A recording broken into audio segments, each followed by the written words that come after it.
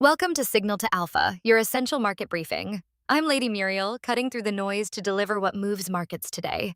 Let's get you your alpha before the opening bell. Here's your executive summary.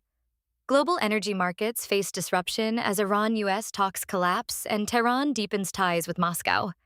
House Republicans scramble to fund DHS before money runs out this week, while their midterm affordability message takes fire from an unlikely source. The AI chip shortage driving consumer prices higher. Redistricting wars escalate nationwide as both parties battle for House control. And King Charles addresses Congress today amid U.S. UK diplomatic tensions.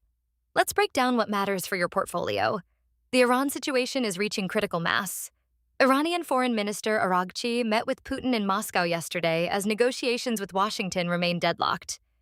Here's the market impact.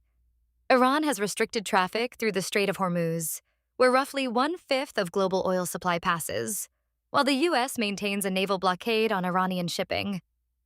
Analysts estimate Iran faces potential losses of $400 million daily, but the regime continues generating billions through workarounds. Oil prices are already rising amid uncertainty. Without diplomatic breakthrough, we're looking at significant global economic consequences tied to this critical choke point. Meanwhile, Republicans face a messaging crisis ahead of November midterms. The AI boom is creating a semiconductor crunch with serious ripple effects. An industry report shows 70% of high-end memory chips going to AI data centers, constraining consumer electronics and driving up prices. Microsoft attributed April laptop price increases to rising component costs. Smartphone shipments are down 6%. Ohio Senator Moreno warns automakers could halt assembly lines as early as May. Former House Financial Services Chairman McHenry says this is hurting Republicans, whose core campaign message centers on lowering everyday costs. The administration frames it as reinforcing their reshoring strategy through tariffs and deregulation, but the political timing couldn't be worse. On Capitol Hill, it's Hell Week. House Republicans must pass DHS funding before paychecks end Wednesday, with the department unfunded for 74 days. Following Saturday's security incident, pressure is mounting to fund Secret Service immediately. Speaker Johnson says the Senate package has problematic language, while conservatives demand add-ons including voter citizenship requirements and additional tax cuts. Watch for volatility as this deadline approaches. The redistricting wars are heating up.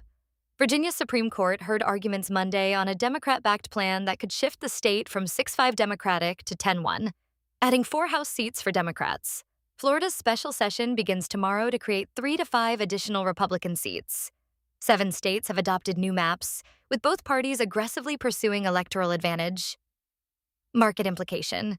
The tighter the House margins, the harder it becomes to pass business-friendly legislation.